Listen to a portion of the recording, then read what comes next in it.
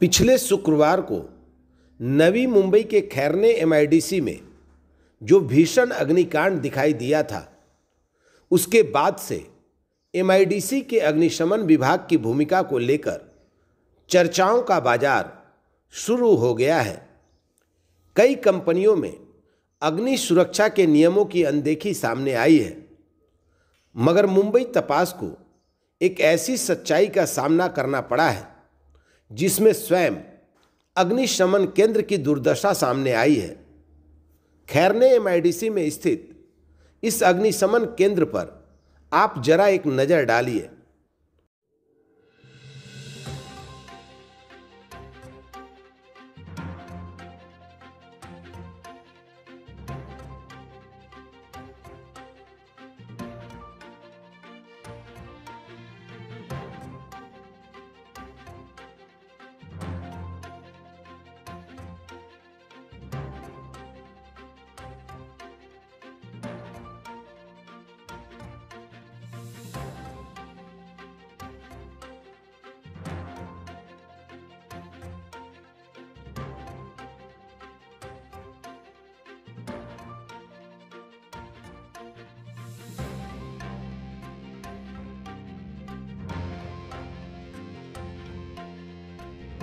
क्या आपको लगता है कि यह अग्निशमन केंद्र किसी भी आपात स्थिति में किसी को राहत देने में कामयाब हो पाएगी? अरे, जिस अग्निशमन केंद्र को खुद ही एक बड़े राहत की तलाश हो, वह भला औरों को राहत क्या पहुंचाएगी? इस अग्निशमन केंद्र के दोनों फायर टेंडर पिछले कई महीनों से खराब हैं। एम्बुलेंस भंगार में तब्दील हो चुका है। कर्मचारियों के निवास वाली इमारत खतरनाक घोषित हो चुकी है। अग्निशमन कर्मचारियों का ट्रेनिंग वाल गिरने की स्थिति में है।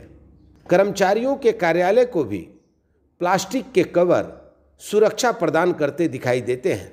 आपको लगता होगा कि यह सब आरोप मुंबई तपास अपनी तरफ से लगा रहा है।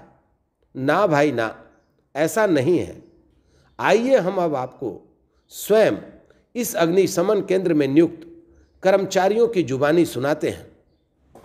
आज हम मौजूद हैं खैरने स्थित उस फायर स्टेशन पर जहां की गाड़ियां अगर ठीक अवस्था में होती तो शुक्रवार के दिन जो महाअग्नि तांडव खैरने एमआईडीसी में देखने को मिला, उसे रोका जा सकता था। और हमारे साथ इस फायर स्टेशन के कर्मचारी भी मौजूद हैं जिनकी अपनी भी बहुत बड़ी व्यथा है। ऐसे में हम उन्हीं से बात करके यह जानने की कोशिश करते हैं कि वो किन किन परिस्थितियों का सामना कर रहे हैं। तो हमारे फायर स्टेशन के कंट्रोल रूम में 3:10 में फायर कॉल आया था और हमारे फायरमैन श्री फरांदी जी यहाँ थे। उसने बताया कि भाई मेरे पास गाड़ी नहीं है, एक भी गाड़ी अवेलेबल नहीं है। इसका कारण ये था कि हमारे पास जो 2 फायर टेंडर था, एक 25 साल पुरानी, एक 22 साल पुरानी। जो एक 25 साल पुरानी जो गाड़ी थी वो 5 साल पहले ही बंद हो चुका है, जो सामने खड़ी है, और एक 22 साल पुरानी गाड़ी है जो 3 महीना पहले बंद हुआ। और हमने सीएम साहब से लेके, उद्योग मंत्री से लेके, नगर विकास मंत्री से लेके और एमआईडीसी का जो सीईओ हैं, ज्वाइंट और डिप्टी सीईओ हैं, सबको, नई मुंबई कमिश्नर साहब से लेके हमने सबको लेटर लिखा कि हमारे पास गाड़ी नहीं है, अगर कुछ इमरजेंसी हो गया तो बहुत मुश्किल होगा, जिसका परिणाम आज हमें देखने को मिल रहा है। अगर आज मेरे पास गाड़ी होती, अगर हम 1.5 से 2 मिनट में वहाँ पहुँचते तो जो कंपनी में फायर स्टार्ट हुआ था उसी फायर को हम लोग कंट्रोल करके आग को कंट्रोल करते, और जो बाकी हादसा हुआ वो हम नहीं होने देते, बचा देते हम लोग। ये बताइए कि अभी जब हम फायर स्टेशन में आए हैं तो केवल गाड़ियाँ ही नहीं, एम्बुलेंस वगैरह सब डैमेज अवस्था में दिख रहा है। आपकी जो इमारत है वो भी बुरी तरह डैमेज अवस्था में दिखाई दे रही है। इसको लेकर के आपका क्या कहना है? हाँ सर, जो एम्बुलेंस है वो 5 साल पहले ही बंद हो चुका है, जो सामने पड़ा है आप देख सकते हैं। और जो मेरा रहिवासी जो है यहाँ पर रहने के लिए जो स्टाफ क्वार्टर है, वो 7 साल पहले से इसका मेंटेनेंस बंद हो चुका था, जिसकी वजह से वो धीरे धीरे उसका स्लैब गिरना शुरू हुआ, प्लास्टर गिरना शुरू हुआ, और उसमें हमारे फैमिली और बच्चे असुरक्षित थे। जब हम लोगों ने आवाज़ उठाया ऑफिस के सामने, तो फिर हम लोगों ने इसको विजिट कराया तो विजिट जो किया था उसने सीधा बोल दिया कि ये फायर स्टेशन, ये जो बिल्डिंग है बहुत धोखादायक है। एमआईडीसी इस फायर स्टेशन के तरफ बिल्कुल ध्यान नहीं दे रहा है। यहाँ के जो महाराष्ट्र के अग्निशमन सलाहकार है, मुख्य अग्निशमन अधिकारी है वारिक साहब, उन्होंने ये फायर स्टेशन को 96 में चालू किया टीबीआई के साथ मिला के, तब देशमुख साहब थे। लेकिन ये फायर स्टेशन की आज दुरावस्था ऐसी है कि यहाँ कुछ भी सुविधा नहीं है। कभी भी ऐसा हादसा हो सकता है, जैसे यहाँ सीएनजी स्टेशन है, नागरिक वस्ती है, कापकरीपाड़ा है, श्रमिक नगर जैसी बड़ी स्लम एरिया है, ऐसे ठिकानों पर अगर बड़ा हादसा हो जाए तो हमारे पास कुछ इक्विपमेंट नहीं है। और ये फायर स्टेशन बहुत नज़दीक है, हमारे पास कुछ बोल नहीं सकते यहाँ क्या हो सकता है। कभी इसमें मेरा कहना ये है कि इसके लिए एमआईडीसी और हमारा जो टीबीआई है उनको इच्छा शक्ति चाहिए कि ये चलाना कैसा चलाना है। इनको ये मालूम नहीं है कि रेगुलर फायर सर्विस है, पब्लिक सर्विस देना है, तो उनके दिमाग से नहीं चलना है। यहाँ क्या चलना है, कैसा चलाना है, एक उसका नियम है, वो नियम को लेकर चलना है। यहाँ पर जो फायर एनओसी की जो गाइडलाइंस है, जिस तरीके से फायर की गाड़ियाँ किसी भी कंपनी में फ्रीली मूवमेंट उनकी होनी चाहिए, वो एंट्री से एग्जिट तक उनको कहीं कोई व्यवधान नहीं होना चाहिए। ऐसे में क्या आपको लगता है कि आपके यहाँ जो इंडस्ट्रीज़ हैं वो इसका पालन कर रही हैं और इसका एनओसी वगैरह इनको कैसे मिल जाता है? सर, सबसे बड़ी बात है कि ये जो एनओसी का काम है वो पहले हमारा फायर स्टेशन यहीं से मिलते थे। एमआईडीसी फायर स्टेशन आने के बाद में उन्होंने अभी एमआईडीसी एनओसी दी थी। और सबसे बड़ी जो बड़ी कंपनियां हैं वहाँ पे तो फायर के बारे में हर चीज़ उन्होंने अपडेट रखा, लेकिन जो छोटी मोटी कंपनियां हैं वहाँ पे कोई सिस्टम नहीं।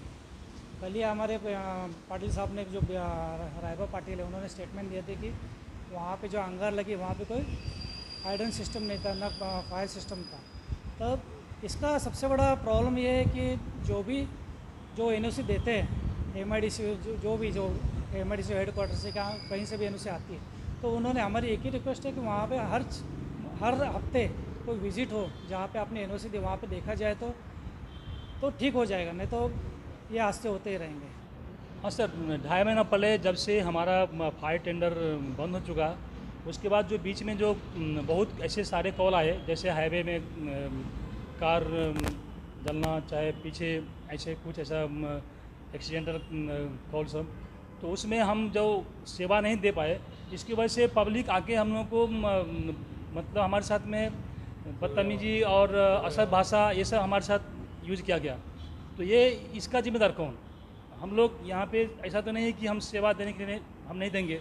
हम तो आज तक काम किया हूँ, आज भी हम वही, मेरा जोश है काम करने का, सब कुछ है, लेकिन आज हमारा जो ये दुर्दशा है इसका जिम्मेदार कौन? तो देखा ना आपने, भले ही प्रतिवर्ष घटने वाले अग्निकांडों में कई लोग अपनी जान से हाथ धो बैठते हों, मगर नवी मुंबई का एमआईडीसी विभाग अपने खुद के अग्निशमन केंद्रों को लेकर जिस तरीके से कुंभकर्णी नींद सो रहा है वह बेहद आश्चर्यजनक है और एक आपराधिक लापरवाही का प्रतीक भी।